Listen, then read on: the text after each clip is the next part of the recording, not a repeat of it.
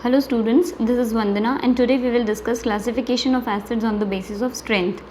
First हमने acid का classification discuss करा था on the basis of source, second हमने करा था on the basis of basicity और थर्ड है हमारे पास on the basis of strength.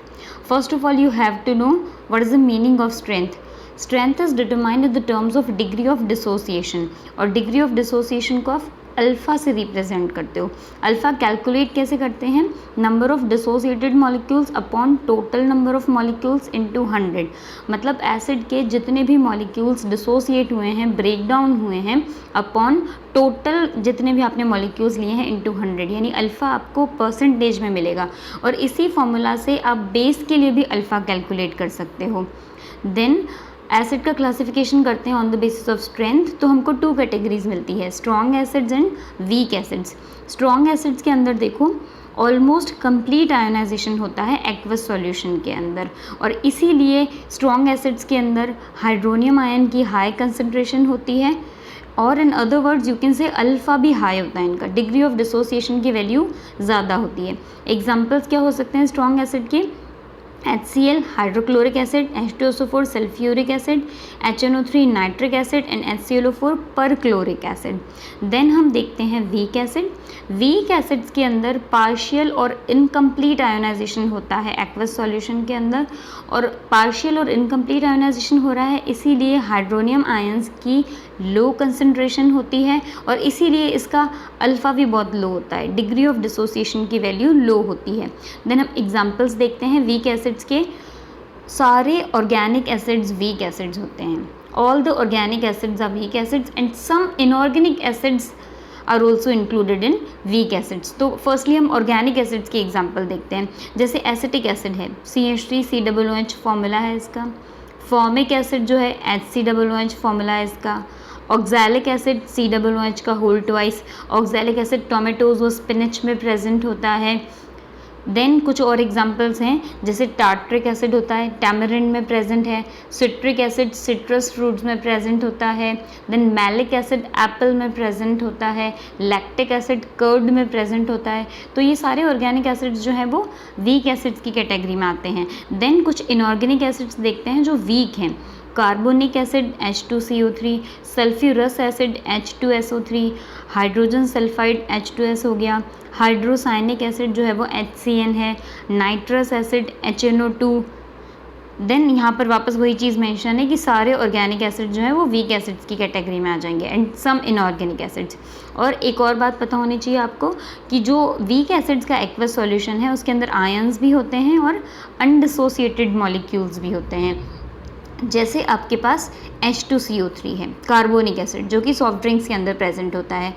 तो इसके एक्वस सॉल्यूशन में H+ ion and carbonate ion भी होंगे आपके पास, और इसके अलावा H2CO3 मॉलिक्यूल जो है वो एज इट इज़ यानी कि अनडिसोसिएटेड फॉर्म में भी मिलेगा आपको, क्योंकि इसमें पार्शियल आयोनाइजेशन हो रहा है. देन इससे रिलेटेड कुछ और पॉइंट्स है वो मैं बता देती हूँ आपको. Concentration of N acid means amount of water in the acid.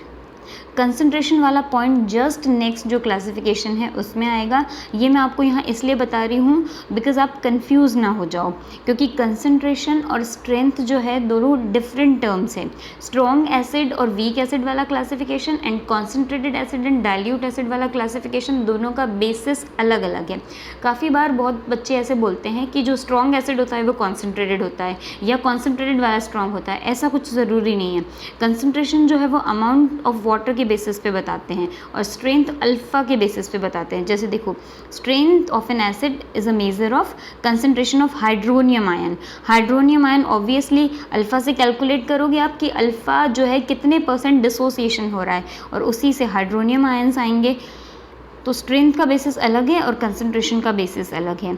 Then एक और पॉइंट है phosphoric acid, phosphorous acid and hypophosphorous acid से रिलेटेड, क्योंकि फॉस्फोरिक एसिड का फॉर्मूला है H3PO4, फॉस्फोरस का फॉर्मूला है H3PO3 एंड हाइपोफॉस्फोरस का फॉर्मूला होता है H3PO2. तो सबके फार्मूलाज में 3 हाइड्रोजन्स प्रेजेंट हैं, लेकिन फिर भी इनकी बेसिसिटी डिफरेंट होती है. जैसे फॉस्फोरिक की 3 है, फॉस्फोरस की 2 है और हाइपोफॉस्फोरस की 1 होती है. तो इसके पीछे एक्सप्लेनेशन इनके स्ट्रक्चर के बेसिस पे दे सकते हैं हम. जैसे देखो फॉस्फोरस की यहाँ पर 5 वैलेंसी है, ऑक्सीजन की 2 है एंड हाइड्रोजन की 1 है। ऑक्सीजन एंड देन हाइड्रोजन का ये जो बॉन्ड है, जो भी हाइड्रोजन्स ऑक्सीजन के थ्रू बॉन्डेड है वो H+ आयन की फॉर्म में रिलीज़ हो रहे हैं। क्यों? इसके पीछे रीज़न ये है कि हाइड्रोजन और ऑक्सीजन की जो इलेक्ट्रोनेगेटिविटी होती है उनमें डिफरेंस होता है। इलेक्ट्रोनेगेटिविटी का मतलब होता है tendency to attract shared electrons, मतलब कोवलेंट बॉन्ड के अंदर जो शेयर्ड इलेक्ट्रॉन्स होते हैं उसको अगर कोई एटम अपनी तरफ अट्रैक्ट करके रखता है तो कोवलेंट बॉन्ड के अंदर पोलैरिटी आ जाती है। इसकी वजह से पार्शियल चार्जेस आ जाते हैं। जैसे हम हाइड्रोजन और ऑक्सीजन बॉन्ड की बात करें तो ऑक्सीजन पे पार्शियल नेगेटिव चार्ज आ जाएगा और हाइड्रोजन पे पार्शियल पॉजिटिव चार्ज आ जाएगा। पोलैरिटी की वजह से ये बॉन्ड वीक हो जाएगा और वीक होने की वजह से ये बॉन्ड ब्रेक ईजीली हो जाएगा। इसीलिए ये देखो ऑक्सीजन के थ्रू बॉन्डेड जो है, क्योंकि ये वाला बॉन्ड पोलर है तो वीक हो जाएगा, तो जो भी हाइड्रोजन्स ऑक्सीजन के थ्रू बॉन्डेड है वो इजीली एक्वस सॉल्यूशन के अंदर रिलीज हो जाएंगे। तो इसीलिए फॉस्फोरिक एसिड की बेसिसिटी 3 है।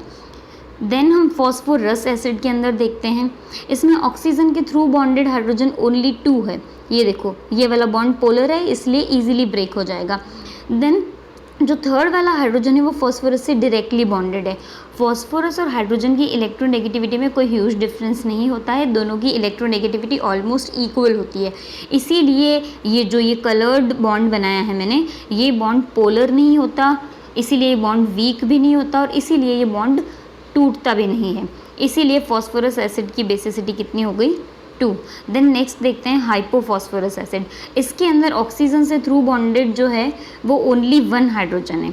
ऑक्सीजन के थ्रू बॉन्डेड ओनली 1 हाइड्रोजन है, 2 हाइड्रोजन जो है वो डायरेक्टली बॉन्डेड है फॉस्फोरस से। और अगर डायरेक्टली बॉन्डेड है तो सेम वही चीज़ होगी कि इलेक्ट्रोनेगेटिविटी डिफरेंस ज़्यादा नहीं है, इसलिए ये बॉन्ड ब्रेक नहीं होगा, सिर्फ ये वाला बॉन्ड ही ब्रेक होगा।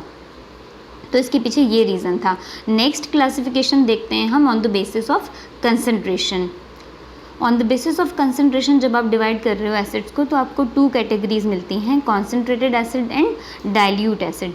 कॉन्सेंट्रेटेड एसिड के अंदर क्या होता है, देखो अगर आपके पास कोई ऐसा सैंपल है एसिड का जिसके अंदर बहुत स्मॉल अमाउंट ऑफ वाटर है तो वो कॉन्सेंट्रेटेड एसिड की कैटेगरी में आता है। इट मीन्स इसकी हाई कंसंट्रेशन है एसिड की। देन बात करते हैं डाइल्यूट एसिड की। डाइल्यूट एसिड के अंदर क्या होता है, अगर आपके पास कोई भी सैंपल है जिसके अंदर वाटर का अमाउंट ज़्यादा है, इट मीन्स एसिड की लो कंसंट्रेशन है, तो वो डाइल्यूट एसिड की कैटेगरी में आता है। इसके अंदर कुछ पॉइंट्स बता देती हूँ मैं आपको, वही वाली चीज़ कि कॉन्सेंट्रेशन के बेसिस पे क्लासिफिकेशन डिफरेंट है और स्ट्रेंथ के बेसिस पे क्लासिफिकेशन डिफरेंट है। So each strong and weak acid can be converted into dilute form and concentrated form.